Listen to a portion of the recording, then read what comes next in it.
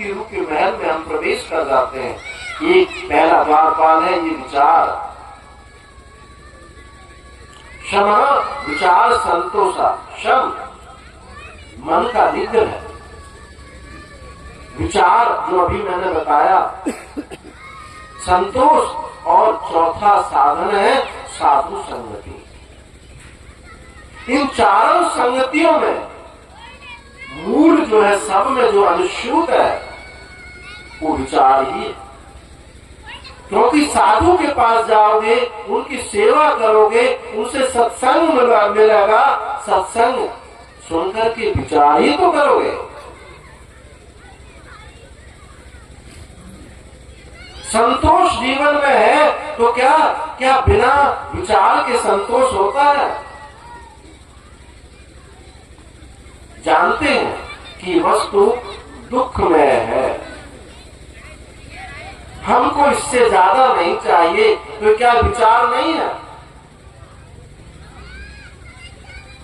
और मन का निग्रह भी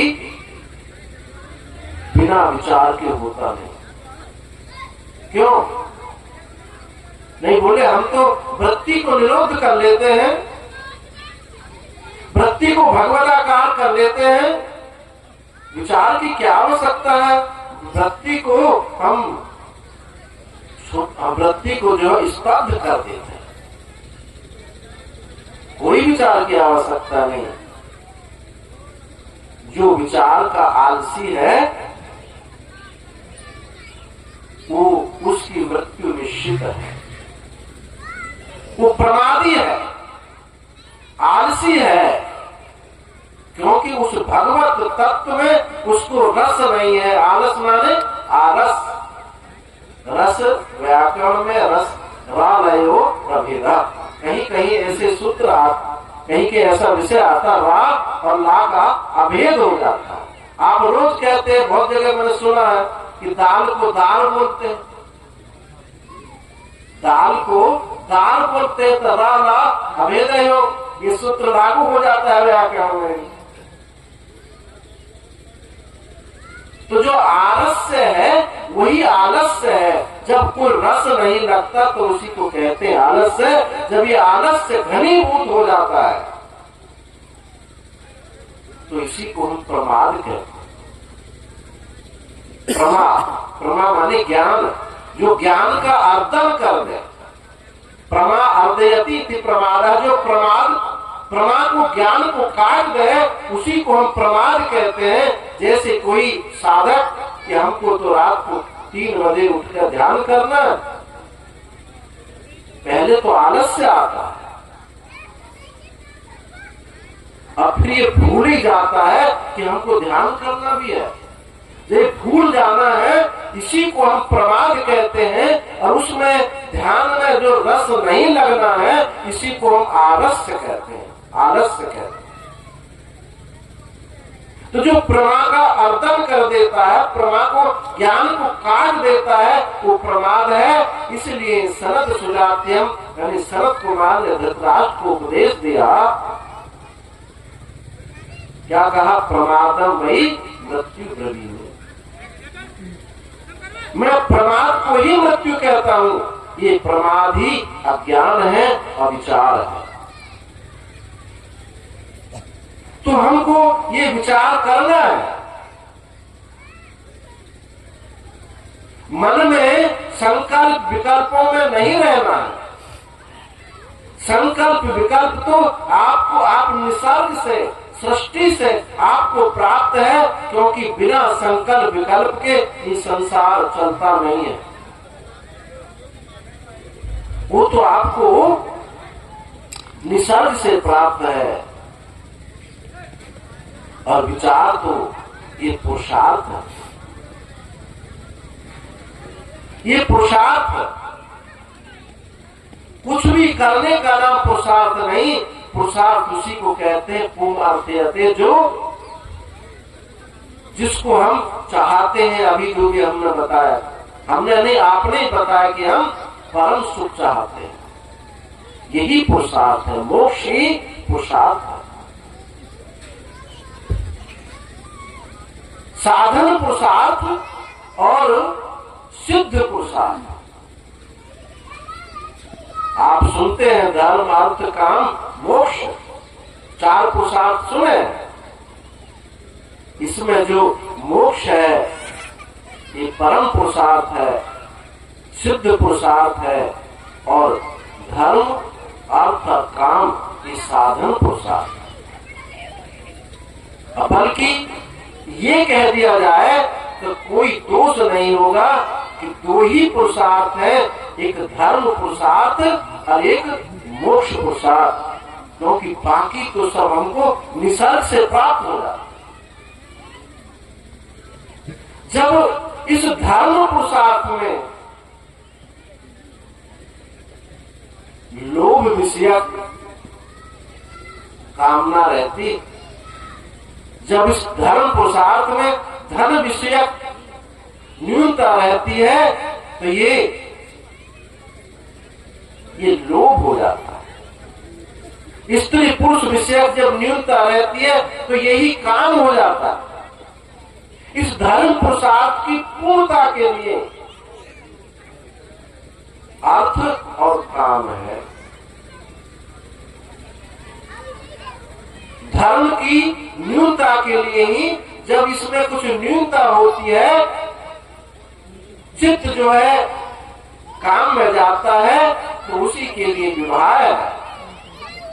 चित्त जब दूसरे के धन के लिए जाता है तो उसी के लिए दान है।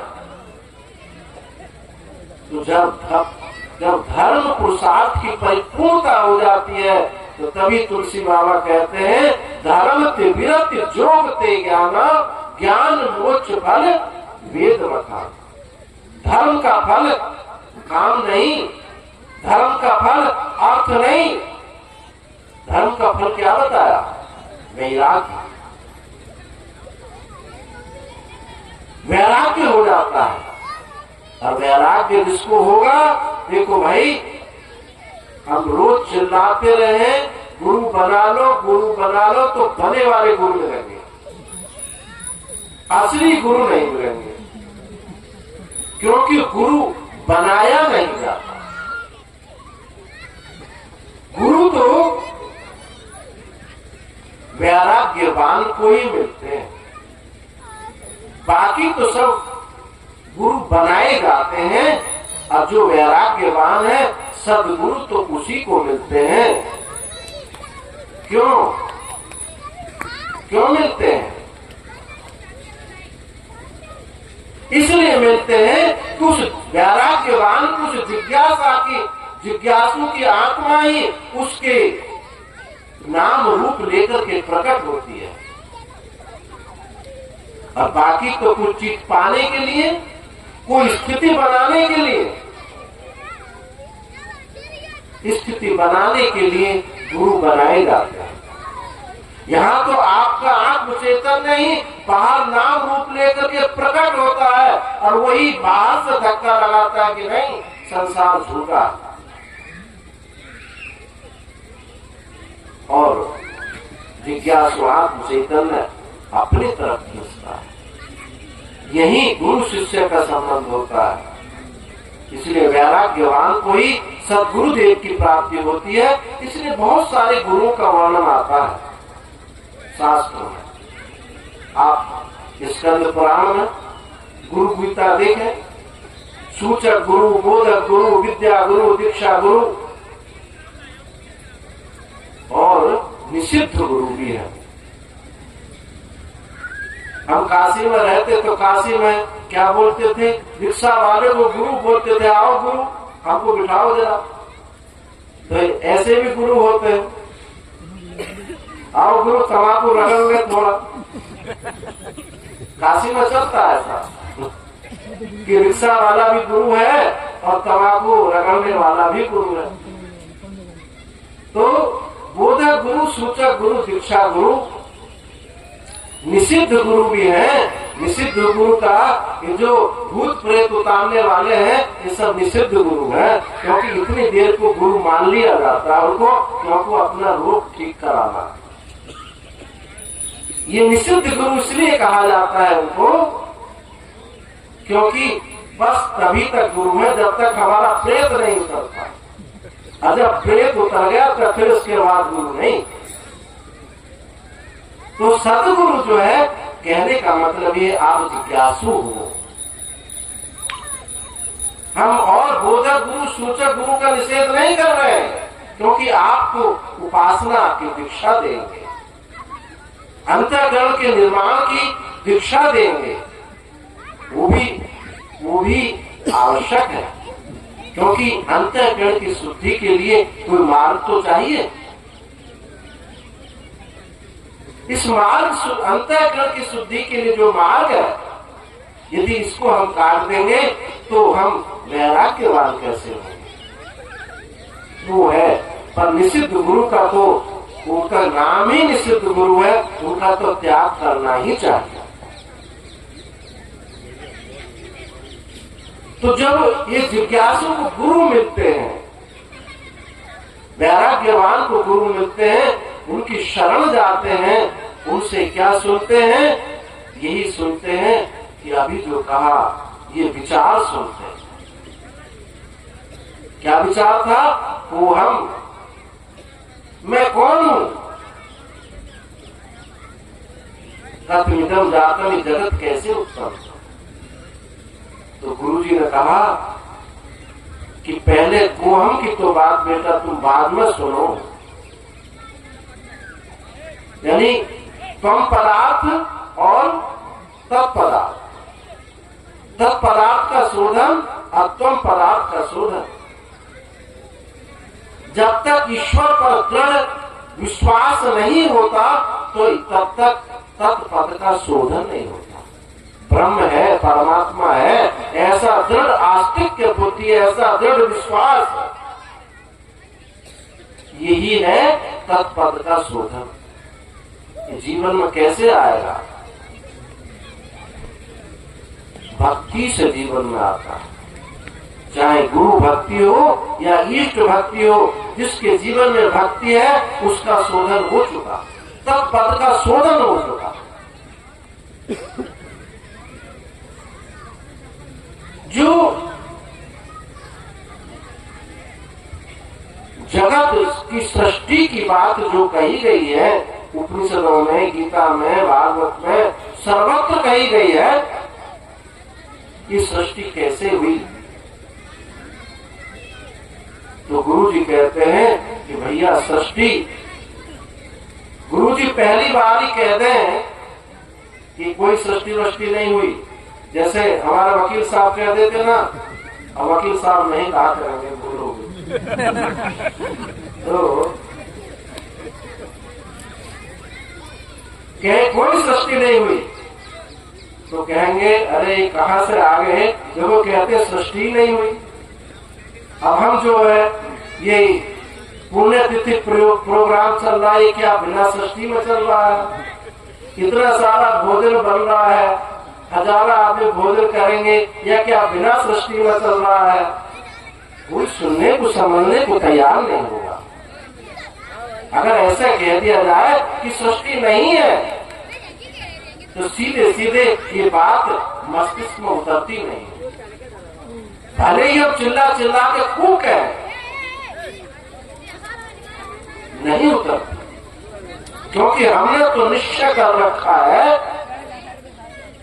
कि सृष्टि है, सच्ची है, बनी है, बनाई गई है। ये बात आपने निश्चय करके बिठा रखी, और निश्चय करके बिठाया जाए और फिर ऊपर से बोलते रहो कि सृष्टि नहीं है, सृष्टि नहीं है। ये तो बात बिल्कुल ऐसी ही है। एक महात्मा ने कुछ तोता पाल रखे थे, तोता पाल रखे थे और उनको रोज सिखाते थे कि पहेलिया आएगा, दाना डालेगा और तुम चुगना मत। पहेलिया आएगा, दाना डालेगा, तुम फंसना मत। अब एक दिन पहेलिया आया, उसने कहा, तोता सब देख करके बोल रहे पहेलिया आएगा, दाना डालेगा, तुम चुगना मत, चुगना फंसना मत। तो पहेलिया ने कहा ये तो भाई फंसने वाले हैं, ये नहीं आएंगे। चलो फिर भी उसने कहा कि एक बार थोड़ा देख तो ले, कोशिश करके देख ले। उसने जाल बिछाया, दाना डाला, अब जाल बिछाया, सारे तोता फंस गए और चुपते जा रहे हैं, बोल रहे हैं भैया आएगा, दाना डालेगा, जाल बिछाएगा, चुपना मत, फंसना मत। और सब फंस के बांध कर ले गया, क्योंकि निश्चय तो बिठा रखा है कि जगत सत्य है। बड़ा सुखदायी है, बड़ा रमणीय है, सत्य है, महत्वपूर्ण है, उपयोगी है, ये सारी धारणा बना रखी है। जब तक ये बात बैठी हुई है कि सत्य है, बड़ा महत्वपूर्ण है, बड़ा सुंदर है, बड़ा उपयोगी है, जब तक ये बात बैठी है तो आप कितना ही चिल्ला लो कि जगत मिथ्या है, जगत मिथ्या है, ये बस कहने की बात है।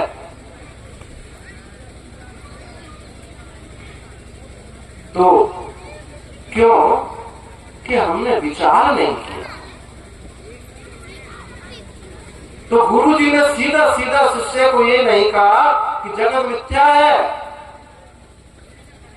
ये झूठा है, नहीं कहा। हाँ बोला बेटा है, जगत तो सृष्टि तो हुई है, ईश्वर से सृष्टि हुई। तो गुरु जी मैटेरियल कहां से आया? जब हम एक मकान बनाते हैं तो ईंटा चाहिए, सीमेंट, पत्थर सब चाहिए। तो ये जो जगत बनाया ईश्वर ने, तो मैटेरियल कहां से आया?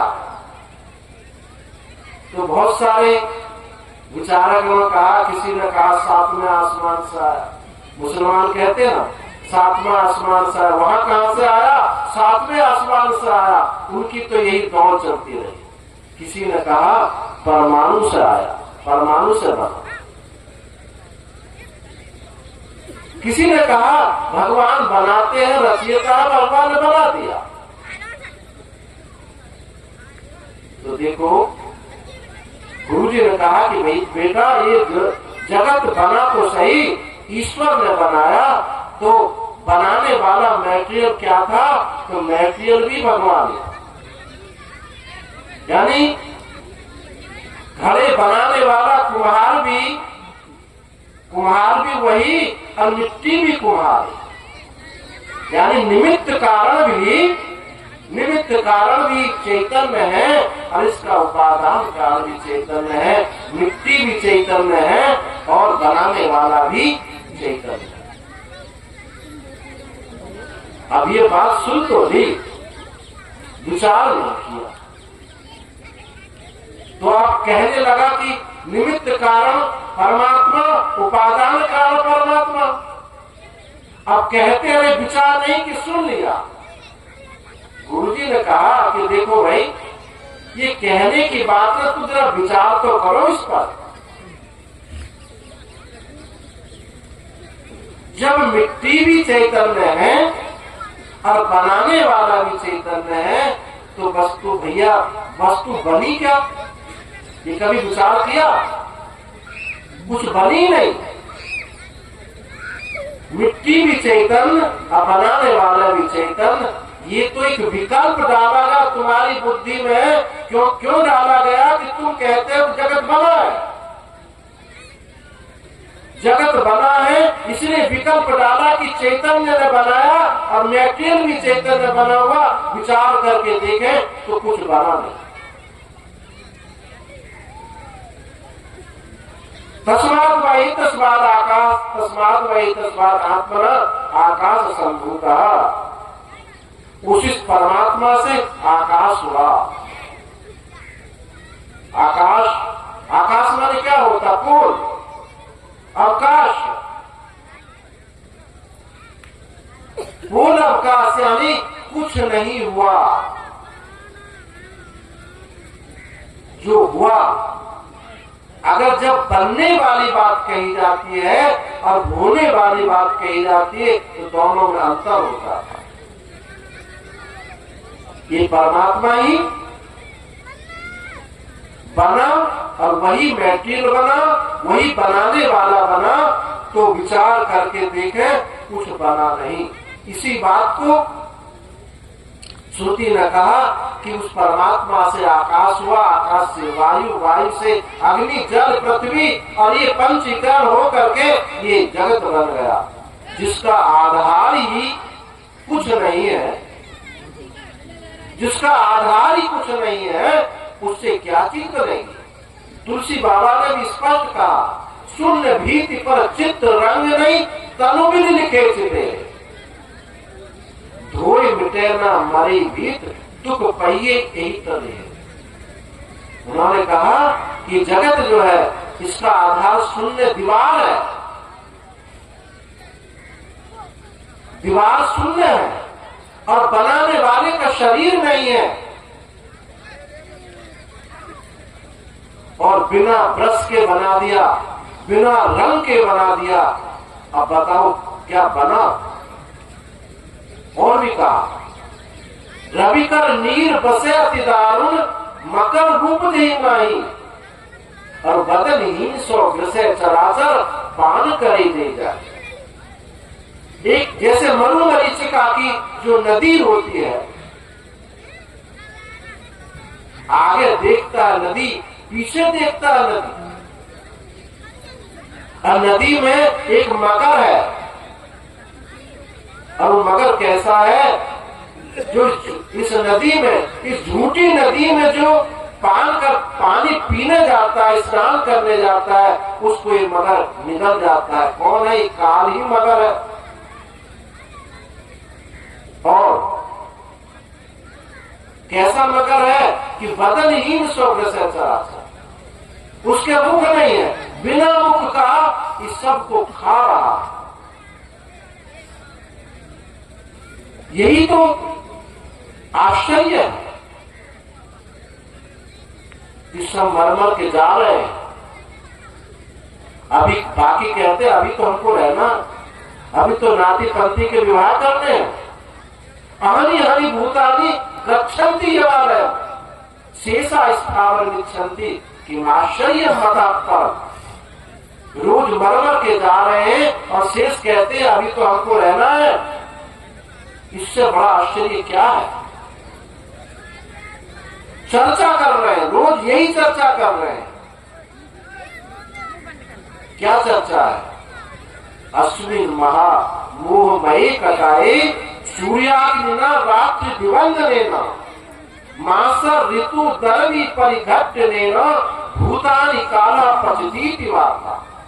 ये बहुत बड़ी मोह की कहाई है, बहुत बड़ी कहाई मोह की। उसमें सूर्य रूपी अग्नि है और रात दिन उसमें ईंधन लगे। मासा ऋतु दरवी परिघट्टनेना, और उस बड़ी कढ़ाई में एक बहुत बड़ा दरवी पलटा पड़ा हुआ है और उसमें एक भूत प्राणी पकाए जा रहे, हलवा बन रहा है इनका। भूतानी काला पचती वार्ता, ये काल इन सबको पका रहा है, मोह रूपी कढ़ाई में पका रहा है। सब कह रहे हैं, लेकिन नाम मात्र भी कस्य मस नहीं होता। खूब चर्चा करेंगे, सब मोह का है, मोह निशा सब सोवन, खूब चौपाई बोलती देखेंगे, लेकिन सब उसी में मोह में ही जा रहे। ये चर्चा करते रहते। क्यों? विचार नहीं कर रहे हैं। जब श्रुति कह रही है, वेद किस वस्तु को बताता है?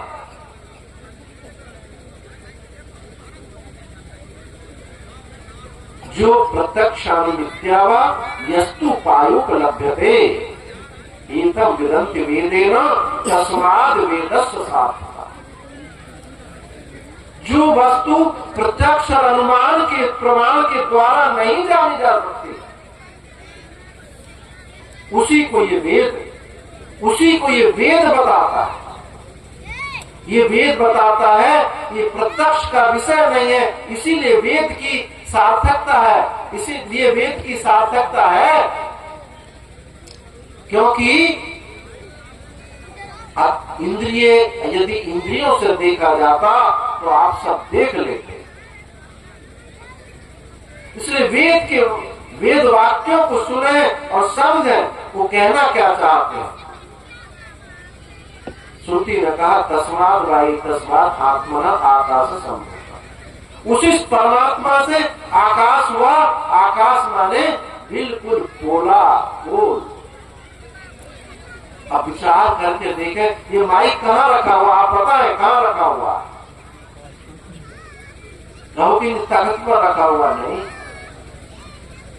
ये अपने अभाव में रखा हुआ। यदि कुछ माइक के स्थान में कुछ रखा होता तब आप माइक नहीं कहते। जहां माइक नहीं था वहीं रखा हुआ। यदि ढोलक रखी होती तो माइक नहीं होता। प्रत्येक वस्तु अपने अभाव में रखी हुई है। इस संपूर्ण जगत का जो आधार है वो शून्य है, वो अभाव है। और अभाव से कोई भाव वस्तु हो नहीं सकती। अभाव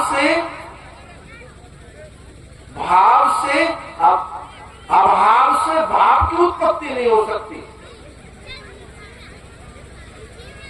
ये विचारने की बात है। केवल हम गीत कविता से ही तत्व पदार्थ के शोधन नहीं होते। विचार करके देखो कि ये संपूर्ण जगत अपने अभाव में है या नहीं है। यदि अपने अभाव में है तो इसको भाव क्यों कहते हैं?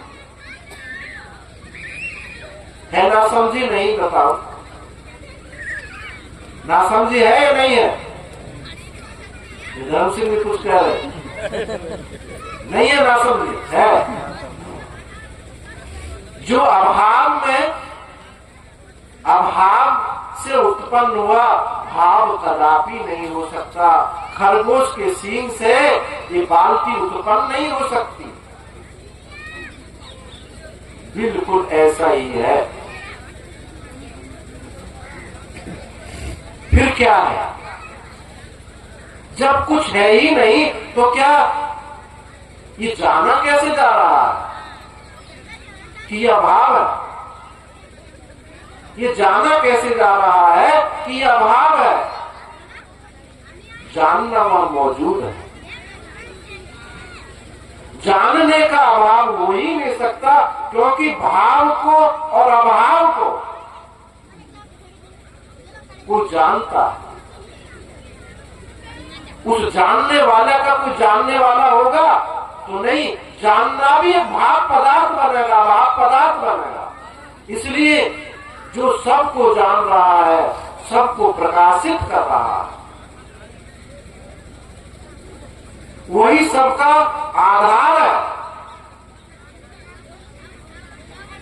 शून्य आधार नहीं, वही सबका अधिष्ठान आधार है, वही सबका प्रकाशक है। तो बात क्या सिद्ध हुई? कुछ हुआ ही नहीं। ना कुछ हुआ न होएगा, ना कुछ होवनहार। अनुभव का दीदार है, अपना रूप अपार। ये सब अनुभव स्वरूप है, ज्ञान स्वरूप है, सत्ता स्वरूप है। ये माइक है, ये जो ज्ञान है, ये बात झूठी है। झूठी है नहीं? बोले नहीं तो गलत बात। पर हम जो हमारी बात पर ध्यान दें, इतने हल्के में ना समझे इस बात को, क्योंकि ये ऐसे ही शब्द रट के नहीं आई है बात। कुछ चिंतन किया है उस पर। ये माइक है, ये माइक का ज्ञान है, ये बात झूठी है। सच्ची बात यह है कि ज्ञान का माइक है। समझ आई बात नहीं? माइक का ज्ञान नहीं है, ये ज्ञान का माइक माइक है, इस ज्ञान में ये माइक तो आरोपित हो रहा, ये नाम रूप तो आरोपित हो रहा। इसीलिए उस सत्ता में, उस स्वरूप ज्ञान में ये संपूर्ण नाम रूपात्मा जगत आरोपित हो रहा है। जो वस्तु आरोपित होती है कभी रहती है और कभी नहीं रहती है। गहरी निद्रा में सोते हैं तो ये जगत रहता नहीं है,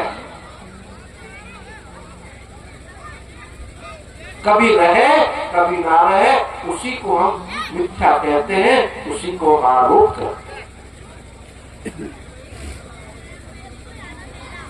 जो वस्तु है उसका अभाव कदापि नहीं हो सकता। वो आपकी आत्मा है, आप वो प्रकाशक है, अधिष्ठान है, सर्वाधार सर्वाधिष्ठान सबको धारण किए हुए हैं। और ये सर्वत्र है तो क्या ये शरीर का नहीं है अधिष्ठान? क्या हो? कुछ लोग ऐसे करते हैं कि सब में तो सब परमात्मा ही परमात्मा है, परंतु मैं तो अलग हूं। उनका देखो 99% काम उनका हो चुका। जो कहते हैं सर्वत्र परमात्मा है, लेकिन मैं तो उसका दास हूं, तो 99% काम हो चुका है। बस एक सदगुरु के एक इशारे की फूंक की आवश्यकता है कि नहीं, जब सर्वत्र है तो तू का अलग है, तू भी तो वही है, इसलिए वही वही है, दूसरा कुछ है ही नहीं। या तो मान लो मैं ही मैं हूं, दूसरा कुछ नहीं है, ये जान लो वही है, दूसरा कुछ है ही नहीं। और मैं को भी हटा दो, वहां को भी हटा दो, अब जो सब है अब है ही है। यही आपका स्वरूप है, यही मुक्ति है। मुक्तित्वा अन्यथा रूपम स्वरूपेण वस्तु। अन्य रूप का केवल परित्याग का नाम ही मुक्ति है। कुछ पाने का नाम, ग्रहण करने का नाम मुक्ति नहीं है। जो अन्य आकार, स्थूल आकार, सूक्ष्म आकार, कारण आकार, जितने आकार आपने इकट्ठे कर रखे हैं, इस सब के सब आकार कल्पित है, मिथ्या है। कि जान गए तो वो वही सत्ता स्फुरित हो जाती है जो सब में है, सर्वत्र है, सर्वत्र और सब जितने भी नाम रूप है वो सत्ता में कल्पित है। वही सत्ता स्वरूप था, उसी सत्ता स्वरूप था। जब ये नाम रूप लेकर के यहाँ प्रकट हुई तो रणवीर सिंह नाम के नाम से कही गई। और जब ये सत्ता, ये सब नाम रूप उसी में सिमट गए, तब वो सत्ता जो है सो है।